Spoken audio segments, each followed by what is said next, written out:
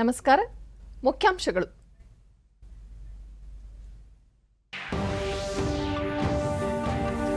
ವಿವಿಧ ಇಲಾಖೆಗಳ ಪ್ರಗತಿ ಪರಿಶೀಲನೆ. ಮಳೆಯಿಂದ ಹಾನಿಗೊಳಗಾದ ರಸ್ತೆಗಳನ್ನು ತಕ್ಷಣವೇ ದುರಸ್ತಿಗೊಳಿಸಲು ಮುಖ್ಯಮಂತ್ರಿ ಬಸವರಾಜ ಬೊಮ್ಮಾಯಿ ಸೂಚನೆ.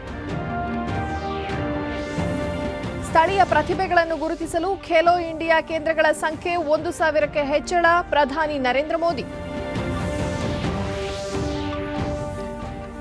ರಾಜ್ಯದ ಎಲ್ಲ ರೇಷ್ಮೆ ಮಾರುಕಟ್ಟೆಗಳಲ್ಲಿ ಸಿಸಿಟಿವಿ ಅಳವಡಿಕೆ.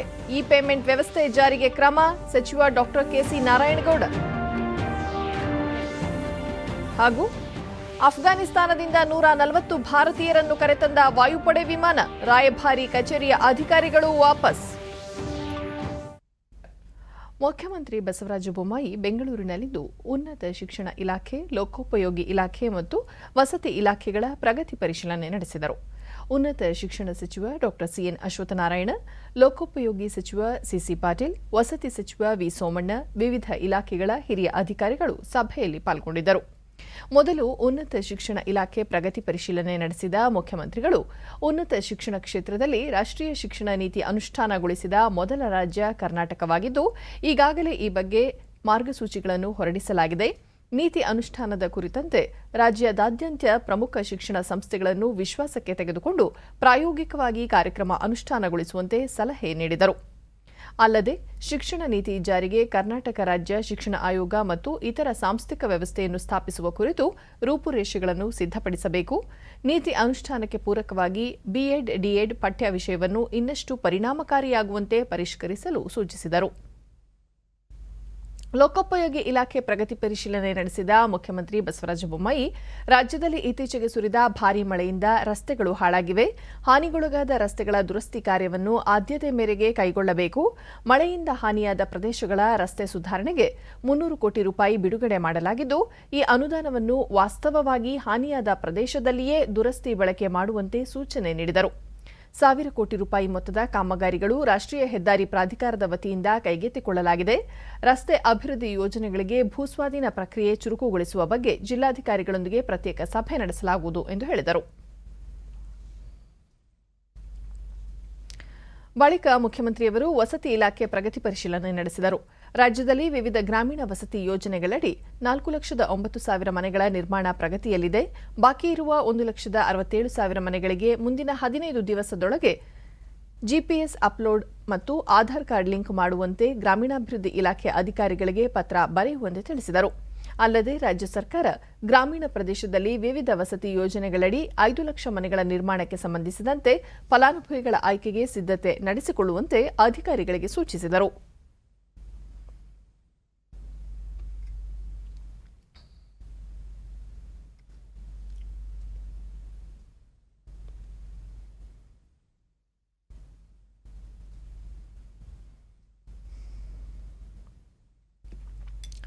ಮುಖ್ಯಮಂತ್ರಿ ಬಸವರಾಜ ಬೊಮ್ಮಾಯಿ ಅವರಿಂದು ಆರ್ಟಿ ನಗರದಲ್ಲಿರುವ ತಮ್ಮ ನಿವಾಸದಲ್ಲಿ ಜನತಾ ದರ್ಶನ ನಡೆಸಿ ಸಾರ್ವಜನಿಕರ ಅಹವಾಲುಗಳನ್ನು ಸ್ವೀಕರಿಸಿದರು.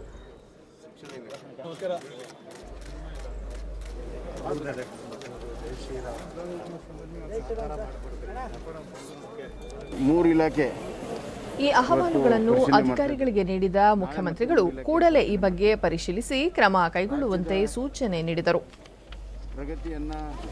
ಬಳಿಕ ಸುದ್ದಿಗಾರರೊಂದಿಗೆ ರಾಜ್ಯದ ಪ್ರಗತಿಗೆ ಇನ್ನಷ್ಟು ವೇಗ ನೀಡುವುದರ ಜೊತೆಗೆ ಆರ್ಥಿಕತೆಗೆ ಇಂಬು ಕೊಡುವ ಮೂಲ ಸೌಕರ್ಯ ಅಭಿವೃದ್ಧಿಗೆ ಒತ್ತು ನೀಡಲಾಗುವುದು. ರಾಜ್ಯದ ಆರ್ಥಿಕ ಮತ್ತು ಸಾಮಾಜಿಕ ಸುಧಾರಣೆ ನಿಟ್ಟಿನಲ್ಲಿ ಕೆಲಸ ಆರಂಭಿಸಿದ್ದೇನೆ ಎಂದು ಹೇಳಿದರು. ಸ್ವಾತಂತ್ರ್ಯ ದಿನಾಚರಣೆಯಂದು ಘೋಷಣೆ ಮಾಡಿದ ಕಾರ್ಯಕ್ರಮಗಳ ಅನುಷ್ಠಾನಕ್ಕೆ ಕ್ರಮ ಕೈಗೊಳ್ಳುವಂತೆ ಮುಖ್ಯ ಕಾರ್ಯದರ್ಶಿಗಳಿಗೆ ಈಗಾಗಲೇ ಸೂಚನೆ ನೀಡಿದ್ದು, ಅವರು ಆ ನಿಟ್ಟಿನಲ್ಲಿ ಕಾರ್ಯೋನ್ಮುಖರಾಗಿದ್ದಾರೆ. ನಮ್ಮ ಸರ್ಕಾರದ ಕೆಲಸಗಳು ಜನರಿಗೆ ತಲುಪಿಸುವ ಕೆಲಸ ಮಾಡಬೇಕು ಎಂದು ಅಧಿಕಾರಿಗಳಿಗೆ ನಿರ್ದೇಶನ ನೀಡಿದ್ದು, ಸದ್ಯದಲ್ಲೇ ಆ ಕೆಲಸ ಆರಂಭವಾಗುತ್ತದೆ ಎಂದು ತಿಳಿಸಿದರು. ಕೊರೋನಾ ನೆಗೆಟಿವ್ ವರದಿ ದಂಧೆ ಕುರಿತಂತೆ ಸುದ್ದಿಗಾರರ ಪ್ರಶ್ನೆಗೆ, ಈ ವಿಚಾರ ನನ್ನ ಗಮನಕ್ಕೆ ಬಂದಿದೆ. ಯಾರು ಎಲ್ಲಿ ಈ ದಂಧೆ ನಡೆಸುತ್ತಾರೋ ಅವರ ವಿರುದ್ಧ ಕ್ರಮ ಕೈಗೊಳ್ಳುವಂತೆ ಸಂಬಂಧಿಸಿದ ಅಧಿಕಾರಿಗಳಿಗೆ ಸೂಚಿಸಿದ್ದೇನೆ. ಜೊತೆಗೆ ಈ ದಂಧೆ ಮೂಲಕ ನೆಗೆಟಿವ್ ವರದಿ ಪಡೆದವರಿಗೆ ಮತ್ತೊಮ್ಮೆ ಪರೀಕ್ಷೆ ನಡೆಸುವಂತೆಯೂ ಆದೇಶಿಸಿದ್ದೇನೆ. ಈ ದಂಧೆಯನ್ನು ಸಂಪೂರ್ಣ ನಿಲ್ಲಿಸಲಾಗುವುದು ಎಂದರು. ಅಧಿಕಾರಿ ವರ್ಗ ಕೆಲಸ ಮಾಡಬೇಕು ಅನ್ನುವಂಥದ್ದನ್ನು ಕೂಡ ನನ್ನ ಒಂದು ಆದೇಶವನ್ನು ಕೂಡ ಕೊಟ್ಟಿದ್ದೇನೆ. ಆ ನಿಟ್ಟಿನಲ್ಲಿ ಕೆಲಸ ಪ್ರಾರಂಭ ಆಗ್ತದೆ. ಅದು ಈಗ ನನ್ನ ಗಮನಕ್ಕೆ ಬಂದಿದೆ. ಕೂಡಲೇ ಅಧಿಕಾರಿಗಳಿಗೆ ಸೂಚನೆ ಕೊಡ್ತೇನೆ. ಅದು ರೈಲ್ವೆ ಸ್ಟೇಷನ್ ಇರ್ಬೋದು, ಬಸ್ ಸ್ಟ್ಯಾಂಡ್ ಇರ್ಬೋದು, ಯಾರು ಮಾಡ್ತಾ ಇದ್ದಾರೆ ಅವರ ಬಗ್ಗೆ ಕೂಡಲೇ ಕ್ರಮ ತೆಗೆದುಕೊಂಡು ಅದನ್ನು ಸಂಪೂರ್ಣವಾಗಿ ನಿಲ್ಲಿಸ್ತೇನೆ ಮತ್ತು ಅದನ್ನು ಯಾರ್ಯಾರು ಕೊಟ್ಟಿದ್ದಾರೆ ಅವ್ರು ಕಂಪಲ್ಸರಿ ಟೆಸ್ಟ್ ಮಾಡೋದಕ್ಕೂ ಹೇಳ್ತೀನಿ.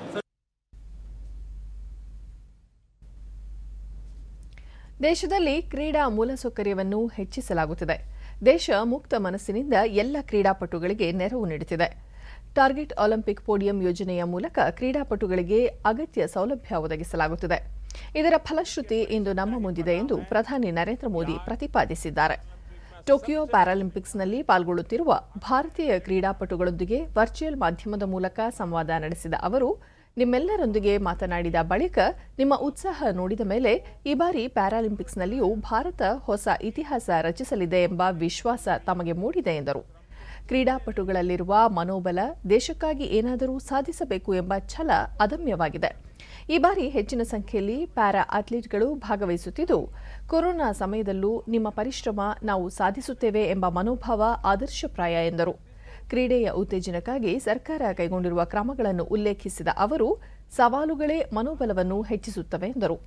ಟೋಕಿಯೋ ಪ್ಯಾರಾಲಿಂಪಿಕ್ಸ್ನಲ್ಲಿ ದೇಶಕ್ಕೆ ಹೆಚ್ಚಿನ ಯಶಸ್ಸು ಸಿಗಲಿ ಎಂದು ಹಾರೈಸಿದರು. ಇಂದಿನ ನವಭಾರತ ತನ್ನ ಅಥ್ಲೀಟ್ಗಳ ಮೇಲೆ ಪದಕಕ್ಕಾಗಿ ಒತ್ತಡ ಹೇರುತ್ತಿಲ್ಲ, ಬದಲಾಗಿ ಅವರಿಂದ ಅತ್ಯುತ್ತಮ ಪ್ರದರ್ಶನವನ್ನು ನಿರೀಕ್ಷಿಸುತ್ತಿದೆ ಎಂದ ಪ್ರಧಾನಿ, ನಮ್ಮ ಗ್ರಾಮೀಣ ಮತ್ತು ದೂರದ ಪ್ರದೇಶಗಳು ಪ್ರತಿಭೆಗಳಿಂದ ಕೂಡಿದ್ದು ಪ್ಯಾರಾಲಿಂಪಿಕ್ ಅಥ್ಲೀಟ್ ಪಡೆ ಇದಕ್ಕೆ ಜ್ವಲಂತ ಉದಾಹರಣೆಯಾಗಿದೆ ಎಂದರು.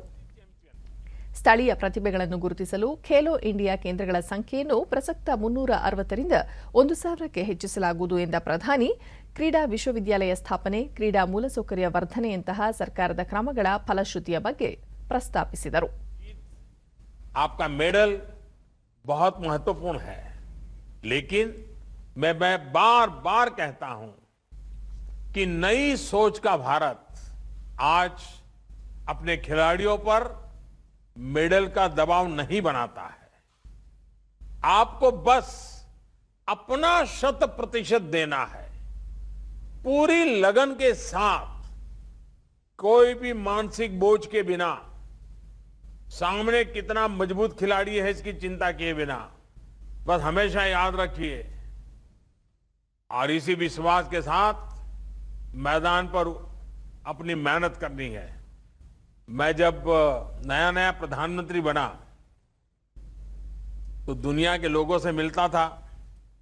अब वो तो ऊंचाई में भी हमसे ज्यादा होते हैं, उन देशों का रुतबा भी बड़ा होता है.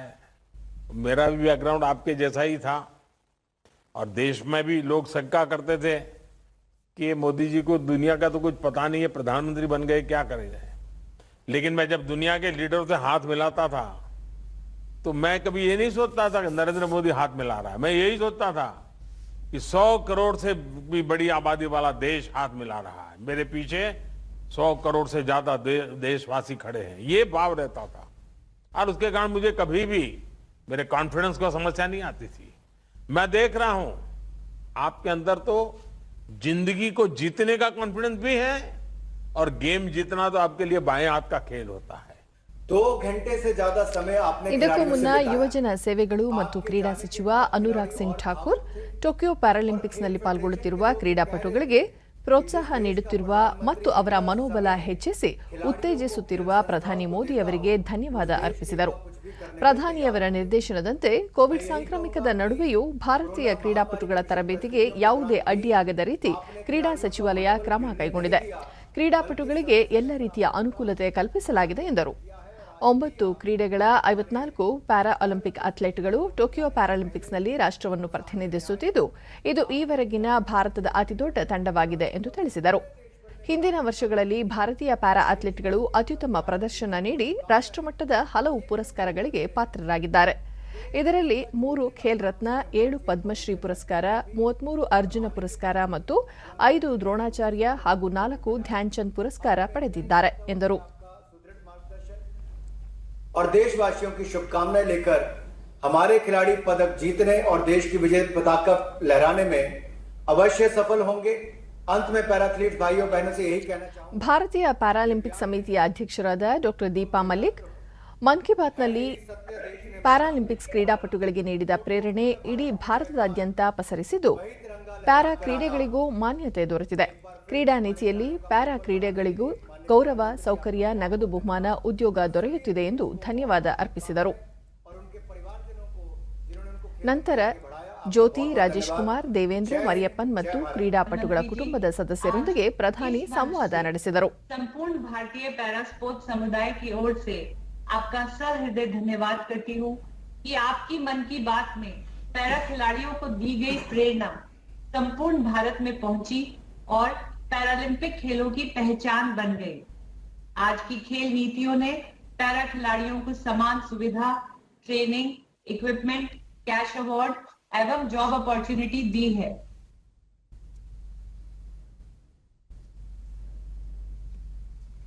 ರೇಷ್ಮೆ ಸಚಿವ ಡಾಕ್ಟರ್ ಕೆಸಿ ನಾರಾಯಣಗೌಡ ಬೆಂಗಳೂರಿನಲ್ಲಿಂದು ಇಲಾಖೆಯ ಪ್ರಗತಿ ಪರಿಶೀಲನೆ ನಡೆಸಿದರು. ಕರ್ನಾಟಕ ರೇಷ್ಮೆ ಮಾರಾಟ ಮಂಡಳಿ ಅಧ್ಯಕ್ಷೆ ಸವಿತಾ ವಿ ಅಮರಶೆಟ್ಟಿ, ರೇಷ್ಮೆ ಇಲಾಖೆ ಕಾರ್ಯದರ್ಶಿ ರಾಜೇಂದ್ರ ಕಠಾರಿಯಾ, ರೇಷ್ಮೆ ಇಲಾಖೆ ಆಯುಕ್ತ ಪೆದ್ದಪ್ಪಯ್ಯ ಸೇರಿದಂತೆ ಇಲಾಖೆಯ ಹಿರಿಯ ಅಧಿಕಾರಿಗಳು ಉಪಸ್ಥಿತರಿದ್ದರು. ಈ ವೇಳೆ ಸಚಿವರು ರಾಜ್ಯದ ಎಲ್ಲ ರೇಷ್ಮೆ ಮಾರುಕಟ್ಟೆಗಳಲ್ಲಿ ಕಡ್ಡಾಯವಾಗಿ ಸಿಸಿಟಿವಿ ಕ್ಯಾಮೆರಾ ಅಳವಡಿಸಬೇಕು, ಇಲಾಖೆಯ ಎಲ್ಲ ಕಚೇರಿಗಳಲ್ಲಿ ಬಯೋಮೆಟ್ರಿಕ್ ಅಳವಡಿಕೆ ಮಾಡಬೇಕು ಎಂದು ಸೂಚನೆ ನೀಡಿದರು. ರೇಷ್ಮೆ ಮಾರುಕಟ್ಟೆಯಲ್ಲಿ ಲೂಟಿ ಮಾಡುವ ದಂಧೆಗೆ ಇನ್ನೂ ಕಡಿವಾಣ ಹಾಕಿಲ್ಲ. ನಾನು ಈ ಹಿಂದೆ ರೇಷ್ಮೆ ಸಚಿವನಾಗಿದ್ದಾಗಲೇ ಇ ಪೇಮೆಂಟ್ಗೆ ಸಿದ್ಧತೆ ಮಾಡಲಾಗಿತ್ತು. ಈವರೆಗೂ ಅದು ಪೂರ್ಣ ಪ್ರಮಾಣದಲ್ಲಿ ಜಾರಿಗೆ ಬಂದಿಲ್ಲ ಏಕೆ ಎಂದು ಅಧಿಕಾರಿಗಳನ್ನು ಪ್ರಶ್ನಿಸಿದ ಸಚಿವರು ತಕ್ಷಣವೇ ಇ ಪೇಮೆಂಟ್ ವ್ಯವಸ್ಥೆ ಜಾರಿಗೊಳಿಸುವಂತೆ ನಿರ್ದೇಶನ ನೀಡಿದರು. ಈ ವರ್ಷ ದೇಶದ ಒಟ್ಟಾರೆ ಉತ್ಪಾದನೆಯಲ್ಲಿ 50% ರೇಷ್ಮೆ ಉತ್ಪಾದನೆ ನಮ್ಮ ಗುರಿಯಾಗಿದೆ. ದೇಶದ ಒಟ್ಟು 23,820 ಮೆಟ್ರಿಕ್ ಟನ್ ರೇಷ್ಮೆ ಉತ್ಪಾದನೆಯಲ್ಲಿ ರಾಜ್ಯದ ಪಾಲು 11,292 ಮೆಟ್ರಿಕ್ ಟನ್ ಇದೆ. ಇದು 50% ಏರಬೇಕಾಗಿದ್ದು ಆ ನಿಟ್ಟಿನಲ್ಲಿ ಕೆಲಸ ಮಾಡುವಂತೆ ಅಧಿಕಾರಿಗಳಿಗೆ ಸೂಚನೆ ನೀಡಿದರು. ರೇಷ್ಮೆ ಇಲಾಖೆ ಯೋಜನೆಗಳ ವಿವರ ರೈತರಿಗೆ ಸಿಗುವಂತೆ ಮಾಡಲು ಪ್ರತ್ಯೇಕ ಆಪ್ ರೂಪಿಸಬೇಕು ಎಂದು ಸಚಿವರು ಅಧಿಕಾರಿಗಳಿಗೆ ನಿರ್ದೇಶನ ನೀಡಿದರು. ಹುಬ್ಬಳ್ಳಿ ಮತ್ತು ಧಾರವಾಡ ಮಹಾನಗರ ಪಾಲಿಕೆ ಚುನಾವಣೆಗೆ ಸಂಬಂಧಿಸಿದಂತೆ ಬಿಜೆಪಿ ಇಂದು ಹುಬ್ಬಳ್ಳಿಯಲ್ಲಿ ಪೂರ್ವ ಸಿದ್ಧತಾ ಸಭೆ ಆಯೋಜಿಸಿತು. ಸಭೆಯಲ್ಲಿ ಕೇಂದ್ರ ಸಂಸದೀಯ ವ್ಯವಹಾರಗಳ ಸಚಿವ ಪ್ರಹ್ಲಾದ್ ಜೋಶಿ, ಬಿಜೆಪಿ ರಾಜ್ಯಾಧ್ಯಕ್ಷ ನಳಿನ್ ಕುಮಾರ್ ಕಟೀಲ್, ಶಾಸಕರಾದ ಜಗದೀಶ್ ಶೆಟ್ಟರ್ ಸೇರಿದಂತೆ ಅನೇಕರು ಉಪಸ್ಥಿತರಿದ್ದರು. ಸಚಿವ ಪ್ರಹ್ಲಾದ್ ಜೋಶಿ, ಹುಬ್ಬಳ್ಳಿ ಮತ್ತು ಧಾರವಾಡ ಜಿಲ್ಲೆಯಲ್ಲಿ ಶುದ್ಧ ಕುಡಿಯುವ ನೀರಿನ ಘಟಕ, ಸರ್ಕಾರಿ ಆಸ್ಪತ್ರೆಗಳು, ಕೈಗಾರಿಕೆಗಳು ಸೇರಿದಂತೆ ನೂತನ ಸರ್ಕಾರಿ ಶಾಲೆಗಳನ್ನು ಸ್ಥಾಪಿಸಿ ಅಭಿವೃದ್ಧಿ ಯೋಜನೆಗಳನ್ನು ರೂಪಿಸುವ ಮೂಲಕ ರಾಜ್ಯ ಮತ್ತು ಕೇಂದ್ರ ಸರ್ಕಾರಗಳು ಜಿಲ್ಲೆಯನ್ನು ಅಭಿವೃದ್ಧಿಗೊಳಿಸಿದೆ ಎಂದು ತಿಳಿಸಿದರು. ದೇಶದ 60 ಕೋಟಿ ಜನರಿಗೆ ಉಚಿತ ಕೋವಿಡ್ ಲಸಿಕೆ ನೀಡಿರುವುದು ಮಹತ್ವದ ಸಾಧನೆ. ಕೋವಿಡ್ ಸಂಕಷ್ಟದಲ್ಲಿ ಜನರಿಗೆ ಉಚಿತ ಆಹಾರ ವಿತರಣೆ ಮಾಡಿ ಜನರ ಸಂಕಷ್ಟಗಳಿಗೆ ಕೇಂದ್ರ ಸರ್ಕಾರ ನೆರವಾಗಿದೆ. ಈ ಸಾಧನೆಗಳನ್ನು ಜನರಿಗೆ ತಿಳಿಸುವ ಮೂಲಕ ಪಾಲಿಕೆ ಚುನಾವಣೆಯಲ್ಲಿ ಪಕ್ಷ ಜಯ ಸಾಧಿಸುತ್ತದೆ ಎಂದು ಅಭಿಪ್ರಾಯಪಟ್ಟರು. ರಸ್ತೆ ಇರಬಹುದು, ಆಸ್ಪತ್ರೆ ಇರಬಹುದು, ವುಮನ್ ಅಂಡ್ ಚೈಲ್ಡ್ ಕೇರ್ ಆಸ್ಪತ್ರೆಗೆ ಭಾರತ ಸರ್ಕಾರದಿಂದ 50 ಕೋಟಿ ಕೊಟ್ಟು ನಾವು ಧಾರವಾಡದಾಗ 26 ಕೋಟಿ, ಹುಬ್ಬಳ್ಳಿಯಾಗ 24 ಕೋಟಿ, 52 ಕೋಟಿ woman and child care hospital ಕೊಟ್ಟಿದ್ದೀವಿ. 100% ಭಾರತ ಸರ್ಕಾರ. ನಳಿನ್ ಕುಮಾರ್ ಕಟೀಲ್, ಕೇಂದ್ರ ಮತ್ತು ರಾಜ್ಯ ಸರ್ಕಾರ ಜನರ ಸಂಕಷ್ಟಗಳಿಗೆ ಸ್ಪಂದಿಸಿದ್ದು, ಪಕ್ಷದ ಕಾರ್ಯಕರ್ತರು ಸರ್ಕಾರದ ಸಾಧನೆಗಳನ್ನು ಜನರಿಗೆ ಪರಿಚಯಿಸುವ ಮೂಲಕ ಚುನಾವಣೆಯಲ್ಲಿ ಪಕ್ಷವನ್ನು ಗೆಲ್ಲಿಸಬೇಕೆಂದು ಕಾರ್ಯಕರ್ತರಲ್ಲಿ ಮನವಿ ಮಾಡಿದರು. ಯಾರಿಗೆ ಪಾರ್ಟಿ ಸೀಟ್ ಕೊಟ್ಟರು ನಾವು ಕೈ ಗೆಲ್ಲಿಸ್ತೀವಿ ಕೈ ನಮ್ಮಲ್ಲಿರ್ತಕ್ಕಂಥ ಪ್ರತಿಯೊಬ್ಬ ಕಾರ್ಯಕರ್ತರಿಗೆ ಚುನಾವಣೆ ನಿಲ್ಲುವಂತಹ ಸ್ಪರ್ಧೆ ಮಾಡುವಂತಹ ಅರ್ಹತೆ ಇದೆ. ಆದ್ರೆ ಅದೇ ಅರ್ಹತೆ ಪಾರ್ಟಿಯನ್ನ ಗೆಲ್ಲಿಸುವಂತಹ ಹಕ್ಕು ಅವರಿಗಿದೆ. ಪಾರ್ಟಿಯನ್ನ ಗೆಲ್ಲಿಸ್ತೀರಿ ಅನ್ನತಕ್ಕಂಥ ವಿಶ್ವಾಸ ನಿಂದ ಗುಣಮುಖರಾದವರು ಸ್ವಯಂ ಪ್ರೇರಿತರಾಗಿ ಮುಂದೆ ಬಂದು ಕ್ಷಯರೋಗ ಪರೀಕ್ಷೆ ಮಾಡಿಸಿಕೊಳ್ಳಬೇಕು ಎಂದು ಆರೋಗ್ಯ ಮತ್ತು ವೈದ್ಯಕೀಯ ಶಿಕ್ಷಣ ಸಚಿವ ಡಾಕ್ಟರ್ ಕೆ ಸುಧಾಕರ್ ಕೋರಿದ್ದಾರೆ. ಆಗಸ್ಟ್ 31ರವರೆಗೆ ನಡೆಯಲಿರುವ ಕ್ಷಯರೋಗ ಪತ್ತೆ ಆಂದೋಲನಕ್ಕೆ ವಿಧಾನಸೌಧದಲ್ಲಿಂದು ಚಾಲನೆ ನೀಡಿ ಕೋವಿಡ್ ಸೋಂಕಿನಿಂದ ಗುಣಮುಖರಾದವರಿಗೆ ಕ್ಷಯರೋಗ ಪತ್ತೆ ಮಾಡುವ ವಿನೂತನ ಕಾರ್ಯಕ್ರಮ ಆಯೋಜಿಸಲಾಗಿದೆ. ಕೋವಿಡ್ ರೀತಿಯಲ್ಲೇ ಕ್ಷಯರೋಗ ಕೂಡ ಶ್ವಾಸಕೋಶಕ್ಕೆ ಹಾನಿ ಮಾಡುತ್ತದೆ.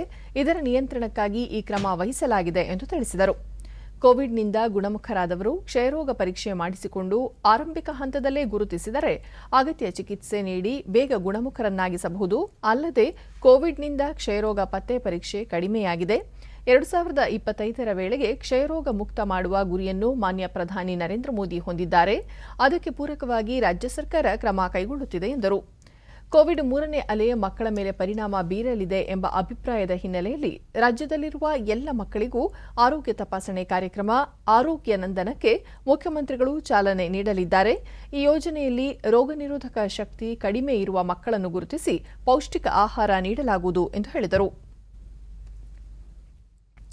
ಅಫ್ಘಾನಿಸ್ತಾನದಲ್ಲಿ ಬದಲಾದ ಪರಿಸ್ಥಿತಿಯ ಹಿನ್ನೆಲೆಯಲ್ಲಿ ಕಾಬೂಲ್ನಲ್ಲಿ ಆತಂಕದಲ್ಲಿದ್ದ ಭಾರತೀಯರನ್ನು ದೇಶಕ್ಕೆ ಕರೆಸಿಕೊಳ್ಳಲಾಗುತ್ತಿದ್ದು 140 ಭಾರತೀಯರನ್ನು ಹೊತ್ತ ಮೊದಲ ಭಾರತೀಯ ವಾಯುಪಡೆಯ C-17 ವಿಮಾನ ಇಂದು ಗುಜರಾತ್ನ ಜಾಮ್ನಗರ್ ವಾಯುನೆಲೆಗೆ ಆಗಮಿಸಿದೆ. ಈ ವಿಮಾನದಲ್ಲಿ ಕ್ಷೇಮವಾಗಿ ದೇಶಕ್ಕೆ ಮರಳಿದವರಲ್ಲಿ ಭಾರತೀಯ ರಾಯಭಾರಿ ಮತ್ತು ರಾಯಭಾರ ಕಚೇರಿಯಲ್ಲಿದ್ದ ಸಿಬ್ಬಂದಿ, ಪೊಲೀಸರು, 4 ಪತ್ರಕರ್ತರು ಸೇರಿದ್ದಾರೆ. ಅಫ್ಘಾನಿಸ್ತಾನದಲ್ಲಿನ ಇತರ ಭಾರತೀಯ ಪ್ರಜೆಗಳನ್ನು ದೇಶಕ್ಕೆ ಸುರಕ್ಷಿತವಾಗಿ ಕರೆತರುವ ಪ್ರಯತ್ನಗಳು ಮುಂದುವರೆದಿವೆ. ಅಫ್ಘಾನಿಸ್ತಾನದ ಭಾರತೀಯ ರಾಯಭಾರಿ ರುದೇಂದ್ರ ಟಂಡನ್ ಅಲ್ಲಿನ ಪರಿಸ್ಥಿತಿ ತುಂಬಾ ಸಂಕೀರ್ಣವಾಗಿದೆ.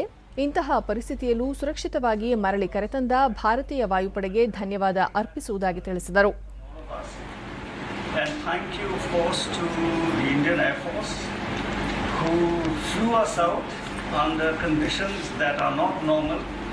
And of course is hosting us here after a long tiresome journey.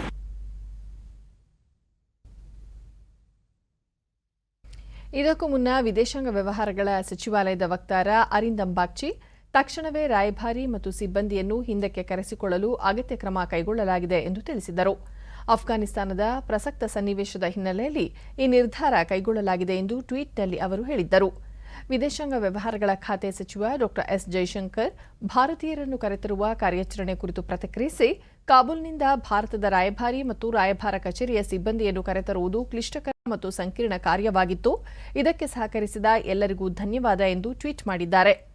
ಕಾಬೂಲ್ನಲ್ಲಿನ ಪರಿಸ್ಥಿತಿಯ ಬಗ್ಗೆ ಸರ್ಕಾರ ನಿರಂತರ ನಿಗಾ ಇಟ್ಟಿದೆ. ಭಾರತಕ್ಕೆ ಮರಳಲು ಬಯಸುವವರ ಆತಂಕವನ್ನು ನಾವು ಅರ್ಥ ಮಾಡಿಕೊಂಡಿದ್ದೇವೆ. ಆದರೆ ವಿಮಾನ ನಿಲ್ದಾಣ ನಿರ್ವಹಣೆ ದೊಡ್ಡ ಸವಾಲಾಗಿದ್ದು, ಪಾಲುದಾರರೊಂದಿಗೆ ಈ ಕುರಿತಂತೆ ಚರ್ಚೆಗಳು ನಡೆಯುತ್ತಿವೆ ಎಂದು ಹೇಳಿದ್ದಾರೆ.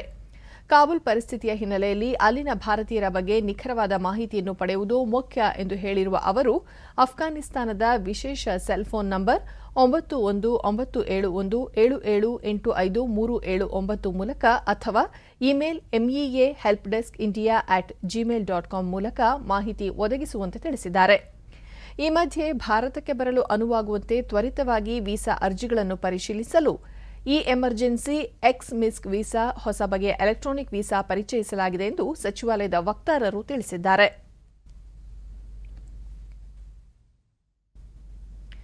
ವಿಶ್ವಸಂಸ್ಥೆಯ ಮಹಾಪ್ರಧಾನ ಕಾರ್ಯದರ್ಶಿ ಆಂಟೋನಿಯೋ ಗುಟೆರಸ್ ಅವರು ಅಫ್ಘಾನಿಸ್ತಾನದಲ್ಲಿ ಮಹಿಳೆಯರು ಮತ್ತು ಹೆಣ್ಣು ಮಕ್ಕಳ ಮೇಲೆ ಮಾನವ ಹಕ್ಕುಗಳ ಉಲ್ಲಂಘನೆ ಆಗುತ್ತಿರುವ ಬಗ್ಗೆ ತೀವ್ರ ಕಳವಳ ವ್ಯಕ್ತಪಡಿಸಿದ್ದಾರೆ. ಟ್ವೀಟ್ನಲ್ಲಿ ಅವರು ಅಫ್ಘಾನ್ ಜನರು ಬೆಂಬಲಕ್ಕಾಗಿ ಅಂತಾರಾಷ್ಟ್ರೀಯ ಸಮುದಾಯಗಳತ್ತ ನೋಡುತ್ತಿದ್ದಾರೆ ಎಂದು ತಿಳಿಸಿದ್ದಾರೆ. ಅವರನ್ನು ನಿರಾಶೆಗೊಳಿಸಬಾರದು ಎಂದು ಗುಟೆರಸ್ ಹೇಳಿದ್ದಾರೆ.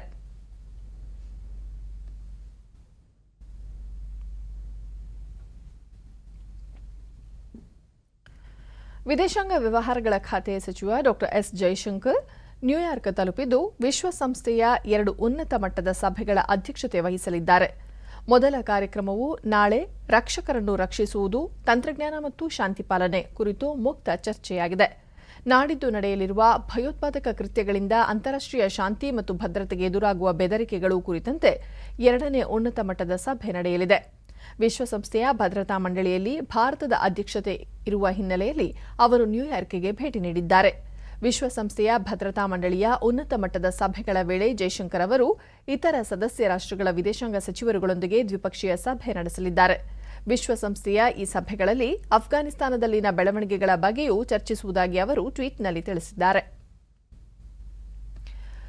ಕರ್ನಾಟಕ ರಾಜ್ಯ ವಿಜ್ಞಾನ ಪರಿಷತ್ತಿನ ವತಿಯಿಂದ ಬೆಂಗಳೂರಿನಲ್ಲಿಂದು 28ನೇ ರಾಜ್ಯ ಮಟ್ಟದ ಮಕ್ಕಳ ವಿಜ್ಞಾನದ ಸಮಾವೇಶಕ್ಕೆ ಉನ್ನತ ಶಿಕ್ಷಣ ಸಚಿವ ಡಾ ಸಿಎನ್ ಅಶ್ವತ್ಥನಾರಾಯಣ್ ಚಾಲನೆ ನೀಡಿದರು. ಈ ಸಂದರ್ಭದಲ್ಲಿ ಆದಿಚುಂಚನಗಿರಿ ಮಠದ ಡಾ ನಿರ್ಮಲಾನಂದನಾಥ ಸ್ವಾಮೀಜಿ, ಅದಮ್ಯ ಚೇತನ ಸಂಸ್ಥೆಯ ಮುಖ್ಯಸ್ಥೆ ತೇಜಸ್ವಿನಿ ಅನಂತಕುಮಾರ್, ಎಸ್ವಿ ಸುಂಕನೂರ ಸೇರಿದಂತೆ ಮತ್ತಿತರರು ಉಪಸ್ಥಿತರಿದ್ದರು.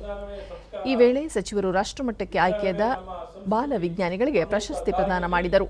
ಬಳಿಕ ಡಾ ಸಿಎನ್ ಅಶ್ವತ್ಥನಾರಾಯಣ್ ಪ್ರಪಂಚಕ್ಕೆ ವಿಜ್ಞಾನ ಬೆಳಕಿನ ದಾರಿಯನ್ನು ತೋರಿಸಿದ್ದು, ವಿಜ್ಞಾನದ ಬೆಳವಣಿಗೆಯಿಂದ ದೇಶ ಅಭಿವೃದ್ಧಿ ಕಡೆಗೆ ಮುಂದುವರಿಯಲು ಸಾಧ್ಯವಾಗುತ್ತದೆ. ಈ ವಿಷಯದ ಬಗ್ಗೆ ಮಕ್ಕಳಿಗೆ ಹೆಚ್ಚಿನ ಶಿಕ್ಷಣವನ್ನು ನೀಡಬೇಕೆಂದು ತಿಳಿಸಿದರು. ಉತ್ತಮವಾದಂತಹ ಜನಜೀವನ ಉತ್ತಮವಾದಂತಹ ಶಕ್ತಿ. ಇಡೀ ವಿಶ್ವಕ್ಕೆ ಹೇಳ್ತಾರೆ ಯಾವ ರೀತಿ ನಾವು ಬದುಕಬೇಕು ಅಂತ. ಡಾಕ್ಟರ್ ನಿರ್ಮಲಾನಂದನಾಥ ಸ್ವಾಮೀಜಿ, ಮಕ್ಕಳಲ್ಲಿ ವಿಜ್ಞಾನದ ಅರಿವನ್ನು ಹೆಚ್ಚಿಸಬೇಕು. ಮಕ್ಕಳು ಮತ್ತು ಯುವ ಜನತೆ ವಿಜ್ಞಾನಿಗಳಾದರೆ ಭೂಮಿ ಮೇಲೆ ಮಹತ್ತರವಾದ ಬದಲಾವಣೆಗಳು ಸಾಧ್ಯವಾಗುತ್ತದೆ ಎಂದು ತಿಳಿಸಿದರು. ಕೇವಲ ಸನ್ಯಾಸ ಧರ್ಮದಲ್ಲಿ ಧರ್ಮ ಬೋಧನೆ ಸಾಲದು, ವಿಜ್ಞಾನವು ಕೂಡ ಬೇಕು ಎಂಬ ಕರ್ತವ್ಯ ಪ್ರಜ್ಞೆಯನ್ನು ಮಾಡಿಸಿಕೊಟ್ಟಂತಹ ಹುಡುಗ ಅವರು. ಬಹಳ ದೇಶಗಳ ಅಧ್ಯಯನ ಮಾಡಿದಂಥ ಮಾರ್ಕ್ ಟ್ವೇನ್, ವಿಲ್ ಡ್ಯುರಾಂಟ್. ಬೆಂಗಳೂರು ಗ್ರಾಮಾಂತರ ಜಿಲ್ಲೆಯ ನೆಲಮಂಗಲ ತಾಲೂಕಿನಲ್ಲಿ ಆಯೋಜಿಸಿದ ಜನಾಶೀರ್ವಾದ ಯಾತ್ರೆಯಲ್ಲಿ ಕೇಂದ್ರ ಸಮಾಜ ಕಲ್ಯಾಣ ಮತ್ತು ಸಬಲೀಕರಣ ಖಾತೆ ಸಚಿವ ಎ ನಾರಾಯಣಸ್ವಾಮಿ ಪಾಲ್ಗೊಂಡಿದ್ದರು. ಶಿಕ್ಷಣ ಸಚಿವ ಬಿಸಿ ನಾಗೇಶ್, ಜಿಲ್ಲಾ ಉಸ್ತುವಾರಿ ಸಚಿವ ಎಂಟಿಬಿ ನಾಗರಾಜ್ ಮತ್ತಿತರರು ಉಪಸ್ಥಿತರಿದ್ದರು.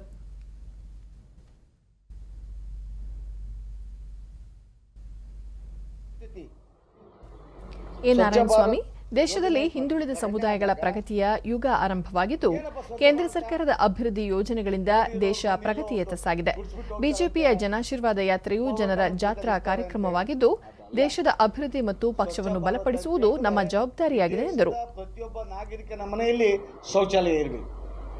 ವಿದ್ಯುತ್ ಇಲ್ಲದೆ ಇದ್ದಾರೆ, ಇಡೀ ಗ್ರಾಮಗಳ ವಿದ್ಯುತ್ ಇಲ್ಲದೆ ಇದ್ದಾರೆ ಅನ್ನೋದನ್ನು ಎಲ್ಲರಿಗೂ ಗೊತ್ತಿದೆ. ಆದರೆ ಮೊಟ್ಟ ಮೊದಲ ಬಾರಿಗೆ ಈ ದೇಶದಲ್ಲಿ ವಿದ್ಯುತ್ ಸ್ವಾವಲಂಬಿ, ಸೋಲಾರ್ ಎನರ್ಜಿ ಇರ್ಬೋದು, ಹೈಡ್ರೋ ಎನರ್ಜಿ ಇರ್ಬೋದು, ಯಾವುದೇ ಎನರ್ಜಿಗಳ ಮುಖಾಂತರ ವಿದ್ಯುತ್ತನ್ನು ಸ್ವಾವಲಂಬನೆಯಾಗಿ ಮಾಡಿ ಎಲ್ಲ ಗ್ರಾಮಗಳಿಗೆ ವಿದ್ಯುತ್ತನ್ನು ಕೊಟ್ಟಂಥ ದಾಖಲೆ ಮೋದಿಯವ್ರದ್ದು, ಬಿಜೆಪಿ ಸರ್ಕಾರದ್ದು. ವಿಶೇಷವಾಗಿ ಸಮಾಜ ಬಳಿಕ ಸುದ್ದಿಗಾರರೊಂದಿಗೆ ಮಾತನಾಡಿದ ಅವರು, ಆತ್ಮನಿರ್ಭರ ಭಾರತ ಯೋಜನೆಯಿಂದ ದೇಶದ ಬಡವರು ಮತ್ತು ರೈತರಿಗೆ ಹೆಚ್ಚಿನ ಅನುಕೂಲವಾಗಿದೆ. ದೇಶದ ಪ್ರಜೆಗಳು ಎಲೆಕ್ಟ್ರಿಕ್ ವಾಹನಗಳನ್ನು ಬಳಸುವ ಮೂಲಕ ಪೆಟ್ರೋಲ್ ಬಳಕೆಯನ್ನು ಕಡಿಮೆ ಮಾಡಬೇಕು. ಸರ್ಕಾರದ ಎಲ್ಲ ಯೋಜನೆಗಳನ್ನು ಸಮಾಜದ ಕಟ್ಟಕಡೆಯ ವ್ಯಕ್ತಿಗಳಿಗೆ ತಲುಪಿಸುವ ಕಾರ್ಯವನ್ನು ಮಾಡುತ್ತೇನೆ ಎಂದು ಭರವಸೆ ನೀಡಿದರು. ಒಂದು ಕಡೆ ನಮ್ಮ ಜ್ಞಾನವನ್ನು ಬಳಸಿ ಕೇಂದ್ರ ಸರ್ಕಾರದ ಯೋಜನೆಗಳನ್ನು, ರಾಜ್ಯ ಸರ್ಕಾರದ ಯೋಜನೆಗಳನ್ನು ಸಮಾಜಕ್ಕೆ ಮತ್ತು ಕಟ್ಟಕಡೆಯ ವ್ಯಕ್ತಿಯ ಮನೆ ಭಾಗಕ್ಕೆ ತಲುಪಿಸುವಂಥ ಕಾಯಕವನ್ನು ಮಾಡಬೇಕು. ಆ ಕೆಲಸವನ್ನು ಮಾಡ್ತಾನೆ. ಒಟ್ಟಾರೆ ನಮ್ಮ ಜಿಲ್ಲೆ ಸಚಿವ ಎಂಟಿಬಿ ನಾಗರಾಜ್, ಈವರೆಗೂ ಬೆಂಗಳೂರು ಗ್ರಾಮಾಂತರ ಜಿಲ್ಲೆಯಲ್ಲಿ 58% ಜನರಿಗೆ ಕೊರೋನಾ ಲಸಿಕೆ ನೀಡಲಾಗಿದ್ದು, ಈ ಕುರಿತು ಜನರಿಗೆ ಅರಿವು ಮೂಡಿಸಲಾಗುತ್ತಿದೆ ಎಂದರು. ಜಿಲ್ಲೆಗೆ ಮತ್ತು ತಾಲೂಕಿಗೆ ಪ್ರತಿನಿತ್ಯ 1500 ಕೂಡ ಪ್ರತಿ ಪ್ರೈಮರಿ ಹೆಲ್ತ್ ಸೆಂಟರ್ಸು ತಾಲೂಕಿನಲ್ಲಿರ್ತಕ್ಕಂಥ ಇಲ್ಲಿ 10 ಪ್ರೈಮರಿ ಹೆಲ್ತ್ ಸೆಂಟರ್ಸ್ ಇದ್ದಾವೆ ಮತ್ತು ತಾಲೂಕು ಹಾಸ್ಪಿಟ್ಲ್ ಇದೆ. ಹಾಗೆ ಎಲ್ಲ ಜಿಲ್ಲೆಯಲ್ಲಿ 4 ತಾಲೂಕುಗಳಲ್ಲಿ ಕೂಡ ಪ್ರತಿನಿತ್ಯ 1500ರಿಂದ 2000 ಲಸಿಕೆಗಳು ಈಗಾಗಲೇ ವಿತರಣೆ ಆಗ್ತಾ ಇದೆ. ಸಮರ್ಪಕವಾಗಿ ಈಗಾಗಲೇ ವ್ಯಾಕ್ಸಿನೇಷನ್ ಇಡೀ ಜಿಲ್ಲೆಯಲ್ಲಿ ನಡೀತಾ ಇದೆ.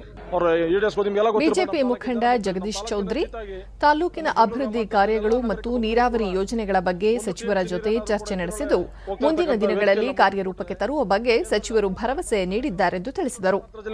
ಎಲ್ಲರೂ ಕೂಡ ಸುಮಾರು 10ರಿಂದ 12 ಲಕ್ಷ ಜನಸಂಖ್ಯೆ ಎಲ್ಲರೂ ಕೂಡ ಸಂತೃಪ್ತ ಜೀವನ ಮಾಡ್ತಕ್ಕಂಥ ಒಂದು ಕಾರ್ಯಕ್ರಮ ಅದು. ಅದಕ್ಕೇನು ಜಾಸ್ತಿ ರಿಸ್ಕ್ ತಗೊಳ್ಳೋಂಥ ಅವಶ್ಯಕತೆ ಕೂಡ ಸರ್ಕಾರದ ಮುಂದೆ ಇಲ್ಲ. ನಮ್ಮಲ್ಲೇ ಕೂಡ 33 ಕಿಲೋಮೀಟರ್ ಅದು. ಕರ್ನಾಟಕ ರಾಜ್ಯ ಕಾನೂನು ಸೇವೆಗಳ ಪ್ರಾಧಿಕಾರದ ಮೂಲಕ ಇತ್ತೀಚೆಗೆ ನಡೆಸಿದ ಲೋಕ್ ಅದಾಲತ್ ಮೂಲಕ 3,88,981 ಪ್ರಕರಣಗಳನ್ನು ಇತ್ಯರ್ಥಪಡಿಸಲಾಗಿದೆ ಎಂದು ಪ್ರಾಧಿಕಾರದ ಅಧ್ಯಕ್ಷರೂ ಆಗಿರುವ ಹೈಕೋರ್ಟ್ ನ್ಯಾಯಮೂರ್ತಿ ಅರವಿಂದ್ ಕುಮಾರ್ ಹೇಳಿದ್ದಾರೆ. ಆಗಸ್ಟ್ 14 ಮತ್ತು 16ರಂದು ವಿಡಿಯೋ ಕಾನ್ಫರೆನ್ಸ್ ಮೂಲಕ ನಡೆದ 2021-22ನೇ ಸಾಲಿನ 2ನೇ ಲೋಕ್ ಅದಾಲತ್ ಕುರಿತು ಮಾಹಿತಿ ನೀಡಿದ ನ್ಯಾಯಮೂರ್ತಿಗಳು, ವಾಣಿಜ್ಯ ದಾವೆಗಳು, ಮೋಟಾರು ವಾಹನ ಕಾಯ್ದೆಯಲ್ಲಿನ ವಿಮಾ ಪರಿಹಾರ, ಕೌಟುಂಬಿಕ ಪ್ರಕರಣಗಳು ಸೇರಿದಂತೆ ವಿವಿಧ ವ್ಯಾಜ್ಯಗಳನ್ನು ರಾಜಿ ಸಂಧಾನದ ಮೂಲಕ ಇತ್ಯರ್ಥಪಡಿಸಲಾಗಿದೆ ಎಂದರು. ಪ್ರಕರಣಗಳನ್ನು ಇತ್ಯರ್ಥಗೊಳಿಸುವ ಮೂಲಕ 907,65,59,025 ರೂಪಾಯಿ ಪರಿಹಾರದ ಮೂಲಕ ನೀಡಲಾಗಿದೆ. ಅದೇ ರೀತಿ 25,75,03,546 ರೂಪಾಯಿ ದಂಡ ವಸೂಲಿ ಮಾಡಲಾಗಿದೆ ಎಂದು ತಿಳಿಸಿದರು. ಲೋಕ್ ಅದಾಲತ್ನಲ್ಲಿ 3,88,981 ಪ್ರಕರಣಗಳು ಇತ್ಯರ್ಥಗೊಂಡ ಪರಿಣಾಮ ವೇತನ ಸೇರಿದಂತೆ ಇತರೆ ವೆಚ್ಚಗಳಲ್ಲಿ ಸರ್ಕಾರಕ್ಕೆ 174,29,29,748 ಕೋಟಿ ರೂಪಾಯಿ ಉಳಿತಾಯವಾಗಿದೆ ಎಂದು ಹೇಳಿದರು. ಇನ್ನು ಹವಾವರ್ತಮಾನ. ರಾಜ್ಯದ ಉತ್ತರ ಒಳನಾಡಿನಲ್ಲಿ ನೈಋತ್ಯ ಮುಂಗಾರು ಚುರುಕು, ಕರಾವಳಿಯಲ್ಲಿ ಹಾಗೂ ದಕ್ಷಿಣ ಒಳನಾಡಿನಲ್ಲಿ ಸಾಧಾರಣವಾಗಿದೆ. ಕರಾವಳಿಯ ಹಲವೆಡೆ ಹಾಗೂ ಉತ್ತರ ಒಳನಾಡಿನ ಹಲವು ಕಡೆಗಳಲ್ಲಿ ಮತ್ತು ದಕ್ಷಿಣ ಒಳನಾಡಿನ ಕೆಲವು ಕಡೆ ಮಳೆಯಾಗಿದೆ. ಆಗುಂಬೆಯಲ್ಲಿ ಅತಿ ಹೆಚ್ಚು 7 ಸೆಂಟಿಮೀಟರ್ ಮಳೆಯಾಗಿದೆ. ಉಳಿದಂತೆ ಕಂಪ್ಲಿ 5, ಹೊಸಪೇಟೆ, ಕುಡ್ತಿನಿ, ಸಂತೆಬೆನ್ನೂರು 4, ಮಂಗಳೂರು ವಿಮಾನ ನಿಲ್ದಾಣ, ಮುನ್ರಾಬಾದ್, ಕೊಪ್ಪಳ, ಬಾಗಲಕೋಟೆ, ಸಂಡೂರು 3, ಪುತ್ತೂರು, ಸುಬ್ರಹ್ಮಣ್ಯ, ಹುನಗುಂದ, ಜೇವರ್ಗಿ, ಗಂಗಾವತಿ, ಹುಂಚದಕಟ್ಟೆ, ಆನವಟ್ಟಿ, ಬೀದುರ್ಗ, ನೆಲಮಂಗಲ, ಕೂಡ್ಲಿಗಿಯಲ್ಲಿ 2 ಸೆಂಟಿಮೀಟರ್ ಮಳೆಯಾಗಿದೆ. ಮುನ್ಸೂಚನೆಯಂತೆ ಮುಂದಿನ 24 ಗಂಟೆಗಳಲ್ಲಿ ಕರಾವಳಿಯ ಬಹುತೇಕ ಕಡೆ ಉತ್ತರ ಒಳನಾಡು ಹಾಗೂ ದಕ್ಷಿಣ ಒಳನಾಡಿನ ಹಲವೆಡೆ ಮಳೆಯಾಗುವ ಸಾಧ್ಯತೆ. ಬೆಂಗಳೂರು ಮತ್ತು ಸುತ್ತಮುತ್ತ ಸಾಮಾನ್ಯ ಮೋಡ ಕವಿದ ವಾತಾವರಣ, ಮಳೆ ಸಾಧ್ಯತೆ. ಗರಿಷ್ಠ 27, ಕನಿಷ್ಠ 20 ಡಿಗ್ರಿ ಸೆಲ್ಸಿಯಸ್ ತಾಪಮಾನ ದಾಖಲಾಗುವ ನಿರೀಕ್ಷೆಯಿದೆ. ಕೊನೆಯಲ್ಲಿ ಮತ್ತೊಮ್ಮೆ ಮುಖ್ಯಾಂಶಗಳು. ವಿವಿಧ ಇಲಾಖೆಗಳ ಪ್ರಗತಿ ಪರಿಶೀಲನೆ. ಮಳೆಯಿಂದ ಹಾನಿಗೊಳಗಾದ ರಸ್ತೆಗಳನ್ನು ತಕ್ಷಣವೇ ದುರಸ್ತಿಗೊಳಿಸಲು ಮುಖ್ಯಮಂತ್ರಿ ಬಸವರಾಜ ಬೊಮ್ಮಾಯಿ ಸೂಚನೆ. ಸ್ಥಳೀಯ ಪ್ರತಿಭೆಗಳನ್ನು ಗುರುತಿಸಲು ಖೇಲೋ ಇಂಡಿಯಾ ಕೇಂದ್ರಗಳ ಸಂಖ್ಯೆ 1,000ಕ್ಕೆ ಹೆಚ್ಚಳ, ಪ್ರಧಾನಿ ನರೇಂದ್ರ ಮೋದಿ.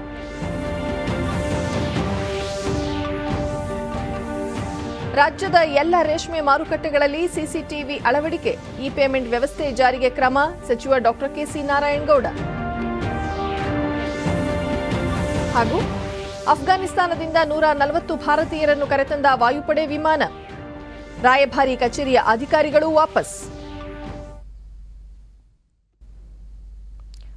ನಮ್ಮ ವಾರ್ತಾ ಪ್ರಸಾರವನ್ನು ನೀವು ಡಿಡಿ ಚಂದನ ನ್ಯೂಸ್ ಯೂಟ್ಯೂಬ್ ಚಾನೆಲ್ನಲ್ಲೂ ವೀಕ್ಷಿಸಬಹುದು. ವೀಕ್ಷಕರೇ, ನಾನು ಈಗ ಸ್ಟುಡಿಯೋದಿಂದ ತೆರಳುತ್ತಿರುವ ಕಾರಣ ಮಾಸ್ಕ್ ಧರಿಸುತ್ತಿದ್ದೇನೆ. ನೀವು ಸಹ ಮನೆಯಿಂದ ಹೊರಹೋಗುವ ಮುನ್ನ ಸರಿಯಾದ ಕ್ರಮದಲ್ಲಿ ತಪ್ಪದೆ ಮಾಸ್ಕ್ ಧರಿಸಿ. ವ್ಯಕ್ತಿಗತ ಅಂತರ ಕಾಪಾಡಿಕೊಳ್ಳುವುದರೊಂದಿಗೆ ನೀವು ಸುರಕ್ಷಿತವಾಗಿರಿ, ನಿಮ್ಮವರನ್ನು ಸುರಕ್ಷಿತವಾಗಿರಿಸಿ. ನೈರ್ಮಲ್ಯಕ್ಕೆ ಆದ್ಯತೆ ನೀಡುವುದರ ಜೊತೆಗೆ ಸೋಂಕು ತಡೆಗೆ ಕೋವಿಡ್-19 ಲಸಿಕೆ ಪಡೆಯುವುದು ಅಗತ್ಯ. ನಮ್ಮ ಮುಂದಿನ ವಾರ್ತಾ ಪ್ರಸಾರ ರಾತ್ರಿ 9 ಗಂಟೆಗೆ. ನಮಸ್ಕಾರ.